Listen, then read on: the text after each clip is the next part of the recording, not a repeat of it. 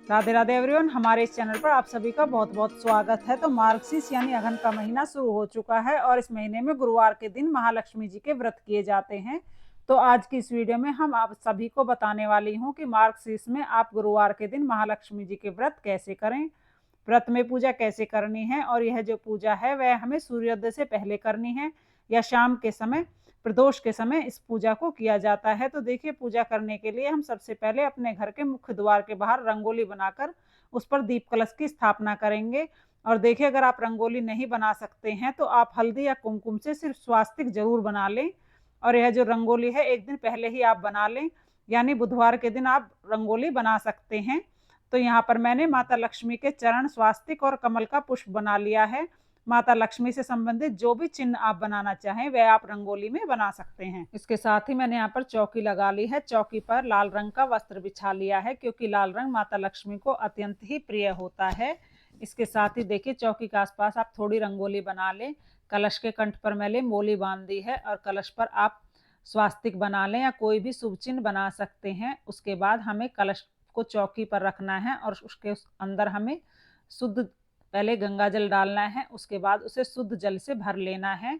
तो यहाँ पर मैंने पीतल का कलश लिया है, कलश के कंठ पर मैंने बोली बांध दी है और यहाँ पर मैंने उसे पहले स्वास्तिक बना दिया था। इस तरह स्वास्तिक बनाकर हम इसमें गंगा जल डालेंगे, फिर शुद्ध जल से इसे भर लेंगे। कलश के अंदर हमें एक सिक्का, सुपारी, हल्दी की गांठ अगर आपको ना मिले तो आप हल्दी पाउडर भी डाल सकते हैं, और फूल, एक लौंग डाल देंगे। उसके बाद हम थोड़े से पुष्प डाल देंगे और इसका एक बतासा इसके अंदर हमने डाल दिया है। अब देखिए, लक्ष्मी कलश जो हम स्थापित करते हैं उसके कंठ पर हम 5 तरह के पत्ते लगाए जाते हैं।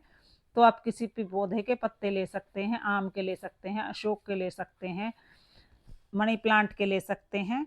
अब देखें, यहाँ पर मैंने आम के पत्ते ले लिए हैं और एक जटा वाला नारियल माता लक्ष्मी का स्वरूप मानते हुए इस कलश पर हमें स्थापित कर देना है। इस पूजा में कलश को ही देवी का स्वरूप मानकर, साक्षात महालक्ष्मी मानकर पूजा की जाती है। और एक चावल की ढेरी लगाकर उस पर हम कलश को स्थापित कर देंगे और चावलों का आसन देते हुए हम गणपति जी को भी विराजमान कर लेंगे। अब पुष्प और गंगा जल की सहायता से स्नान की भावना से हम सभी को छींटा देकर शुद्धिकरण करा लेंगे। अब हमें एक पूजा की प्लेट लेनी है और उस पर हल्दी, अक्षत और कुमकुम डालते हुए हमें एक शुद्ध देसी घी का दीपक प्रज्वलित कर लेंगे। तो यहाँ पर हम दीपक प्रज्वलित कर लिया है। इसके बाद धूप दीप प्रज्वलित करके रख लेंगे जिससे पूजा में थोड़ा सुगंधित माहौल हो जाए। इसके बाद हम गणपति जी का पूजन करेंगे। वस्त्र की भावना से गणपति जी को कलावा फिर जनेऊ अर्पित करेंगे। गणपति जी का चंदन, रोली, अक्षत समर्पित करते हुए हम पूजन कर लेंगे। कोई भी पुष्प हम उनको समर्पित कर देंगे गणपति जी को। इसके बाद हम अपनी इच्छा के हिसाब से माता जी का श्रृंगार करें, उन्हें चुनरी उड़ाएं, नथ पहनाएं, मंगलसूत्र पहनाएं। इसके साथ ही आप जैसे भी माता जी को सजाना चाहते हैं, माता का श्रृंगार करना चाहते हैं, कर सकते हैं। माता का फिर हम चंदन, हल्दी और कुमकुम से टीका कर देंगे। हल्दी भी आपको माता को जरूर अर्पित करनी है क्योंकि गुरुवार का दिन है और गुरुवार के दिन पीला कलर माँ को जरूर अर्पित करना चाहिए। साथ ही अक्षत भी अर्पित कर देंगे। इसके साथ हम उन्हें अक्षत समर्पित कर सकते हैं, पुष्प समर्पित कर सकते हैं और हाथ में अक्षत और पुष्प लेकर व्रत का संकल्प हमें करना है माता के समक्ष कि माता, हम आपके मार्गशीर्ष मास के गुरुवार के व्रत करने जा रही हूँ। अगर इन व्रतों से हमसे किसी भी तरह की कोई भूल चूक, कोई त्रुटि हो जाए तो कृपा करके हमें क्षमा करें और हमारी मनोकामना पूर्ण करें। इसके बाद देखिए, माता लक्ष्मी के पूजन में इत्र का विशेष महत्व होता है, तो सभी को हमने इत्र समर्पित कर दिया है। अब हमें क्या करना है, देखिए, कुछ सोने या चांदी की जो भी वस्तु आपके पास हो, आभूषण हो, आप ले लें। यहाँ पर मैंने चांदी के सिक्के और नॉर्मल 4 सिक्के ले लिए हैं। इस तरह से मैंने 5 सिक्के रख लिए हैं। कुछ मैंने पैसे रख लिए हैं। आप अपनी ही इच्छा के हिसाब से 5 या 9, 7, 11 जितने सिक्के रखना चाहें रख सकते हैं। उन्हें रखकर उनका हमें पूजन करना है। इसके बाद फूलों की कुछ चोटी बनाकर माता को लगानी है और बालों का श्रृंगार करना है। तो फूलों से बनी चोटी आप माता को जरूर लगाएं। साथ ही हम दीपक का भी पूजन कर लेंगे, दीपक को भी पुष्प अर्पित कर देंगे। और इसके साथ ही लाल रंग के जो भी पुष्प आपको मिल जाए आप माता को अर्पित करें। तो यहाँ पर मैंने गेंदे के पुष्प अर्पित कर दिए हैं। आपको लाल गुलाब मिल जाए तो लाल गुलाब अर्पित करें माता को। अब देखिए, सबसे पहले हमें माता को जल पिलाना है क्योंकि माता आई है, हमारी पूजा में विराजित हुई है, तो उन्हें सबसे पहले हम जल पिलाएंगे।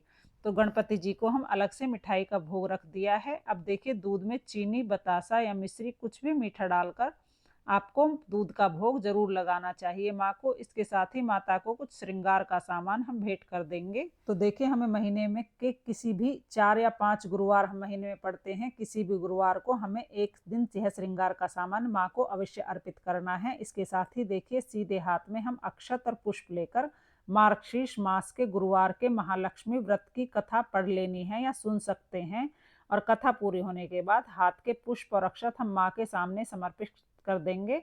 अब एक शुद्ध देसी घी का दीपक प्रज्वलित करते हुए हम गणपति जी और महाता महालक्ष्मी जी की आरती उतार लेंगे। और देखिए, इसके साथ साथ मैं आपको व्रत के कुछ नियम भी बता देती हूँ कि देखिए, बृहस्पतिवार के दिन आपको ज़्यादा डीप क्लीनिंग घर की नहीं करनी है, अपने बाल नहीं धोने हैं। आप एक दिन पहले ही घर को अच्छे से साफ सफाई कर लें, अपने बाल वगैरह धो लें। कपड़े वगैरह भी नहीं धुले जाते हैं बृहस्पतिवार के दिन, ना ही नाखून काटे जाते हैं, ना ही बाल कटवाए जाते हैं इस दिन के कुछ विशेष नियम होते हैं, इनका पालन हमें जरूर करना है। और बिना व्रत के भी आप इस पूजन को कर सकते हैं, लेकिन नियमों का पालन तो हमें जरूर कर लेना है। आरती करने के बाद हम पूजा में रही कमियों के लिए क्षमा याचना कर लेंगे और ऐसी प्रार्थना माँ से करेंगे कि माँ हमारे घर में सदैव स्थायी निवास करे, हमारे घर में अन्न धन की बरकत को बनाए रखे। फिर आपको व्रत खोलना है तो जो भी आपने भोग प्रसाद बनाया है आप वो माँ को अर्पित करें, और उसके बाद भोग प्रसाद में जो भी आपने बनाया है उससे आप अपना व्रत खोलें। मैं यहाँ पर फलों को अर्पित कर रही हूँ। और अब जो भी आप भोजन बनाए वो बिना प्याज लहसुन का शुद्ध सात्विक भोजन होना चाहिए। भोजन में मीठा जरूर बनाए। तो इस तरह से आप खीर पूरी हलवे का भोग माँ को अर्पित कर सकते हैं। साथ ही एक पूरी पर आपका सारा जो कुछ भी आपने बनाया है उसमें थोड़ा थोड़ा उसके ऊपर रखकर इस तरह से आपको गोग्रास जरूर निकालना है। और देखिए, कुछ लोग इस व्रत में नमक नहीं खाते हैं, अन्न से बना मीठा भोजन करते हैं। जैसा भी आपके शरीर में सामर्थ्य हो उसके अनुसार नियमों में थोड़ा बहुत परिवर्तन आप कर सकते हैं। तो इस तरह से मार्गशीर्ष गुरुवार महालक्ष्मी व्रत की हमारी पूजा संपन्न होती है। उम्मीद करती हूँ आप सभी को वीडियो में दिखाई गई पूजा विधि व्रत से संबंधित जानकारी पसंद आई होगी। वीडियो अगर थोड़ी सी भी पसंद आई हो, अच्छी लगी हो, तो प्लीज़ वीडियो को लाइक करें, मेरे चैनल को सब्सक्राइब करें। राधे राधे।